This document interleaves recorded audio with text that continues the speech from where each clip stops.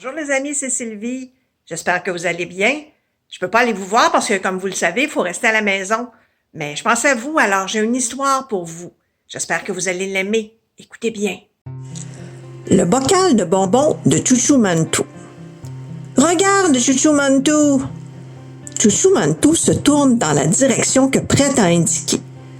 Celle-ci en profite alors pour engloutir ses chips. Il se fait toujours avoir de la sorte. Chouchou est le surnom que Prête lui a donné. Mantou signifie grand ongle en konkani. Chouchou Mantou est la personne la plus gentille que Prête connaisse. C'est aussi son meilleur ami. Un jour, Prête aperçoit Chouchou Mantou prendre des poignées de bonbons dans un bocal et les jeter par la fenêtre de sa chambre. Elle l'observe avec stupéfaction se dissimuler ensuite sous le rebord de fenêtre en pouffant de rire. Des cris de joie s'élèvent dans la rue. Il y a une école au bout de la rue. Lorsque la sonnerie du déjeuner retentit, Chouchou Mantou jette discrètement des bonbons aux écoliers qui passent sous sa fenêtre. Après le déjeuner, Chouchou Mantou retourne à son bureau muni de sa sacoche. Lorsqu'il passe devant les enfants en train de jouer, il ne les regarde pas.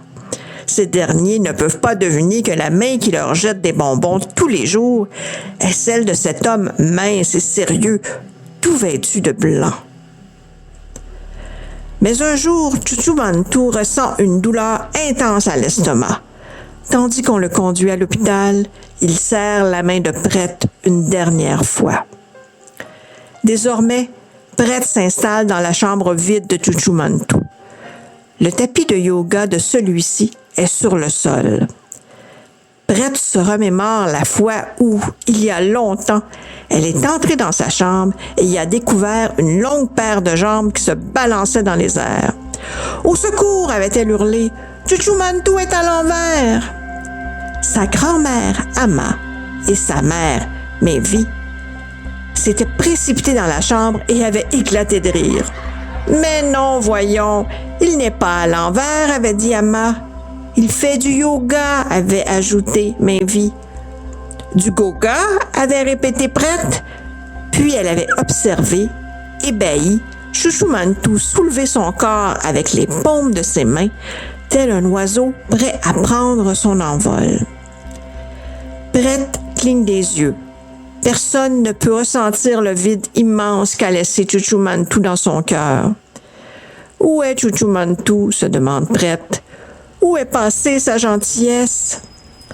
Elle inspecte sous le tapis de yoga.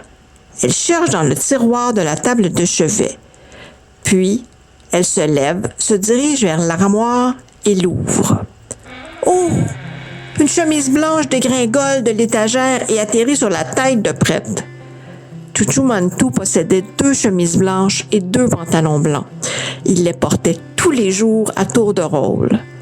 Maintenant, il ne reste plus qu'une chemise blanche et un pantalon blanc dans l'armoire, parfaitement repassé. Prête plie soigneusement la chemise et la replace sur l'étagère. C'est alors qu'elle découvre le bocal plein de bonbons de Chouchou Mantou. Les larmes de Prête coulent en silence dedans.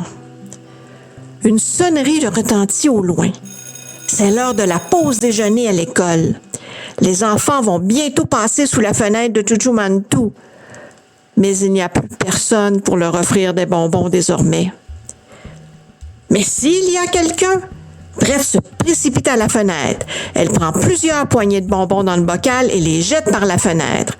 Puis, elle se dissimule sur le rebord de la fenêtre en gloussant de rire. Des cris de joie retentissent dans la rue.